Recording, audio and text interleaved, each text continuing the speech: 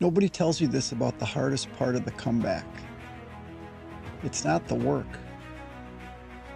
It's the people that liked you better, broken.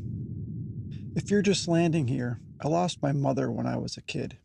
The case was never answered, and I went numb for years. And then I hit bottom.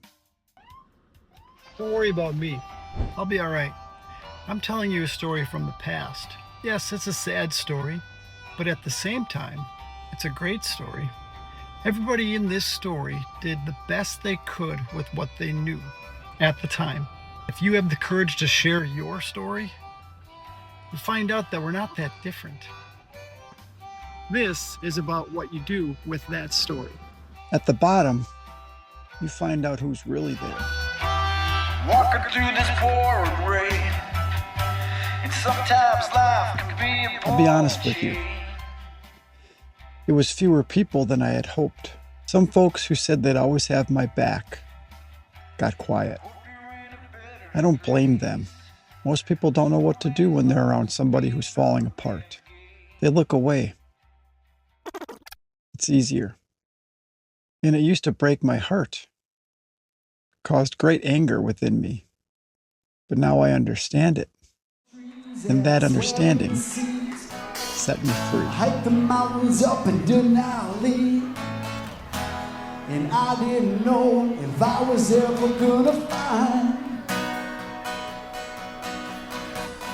Finally then my answer came around. Now I'm inclined to share what I found.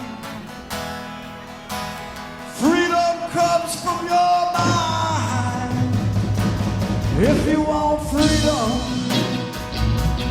if you want freedom, and if you want freedom, you've got to open your mind.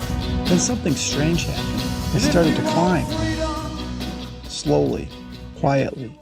And I noticed that not everyone was happy for me. Here's why. It took me years to see it.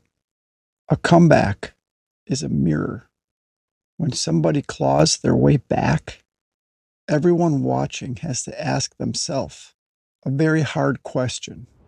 If he can change, why haven't I? And most people don't want to sit with that question.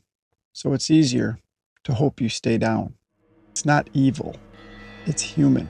But once you see that, you stop waiting for a cheering section that was never coming to begin with. So here's what I did. This is the part I want you to take with you. I stopped announcing my comeback. I stopped narrating it to people that didn't want to hear it. Not only did I quietly slip away, I let them fade away also. Not out of fear, out of focus. You don't owe anyone a play-by-play about your healing. You protect the seed before it's a tree. I did my reset every day, quietly, for me, not for performance. Let the work go unspoken. Let the change make the noise later.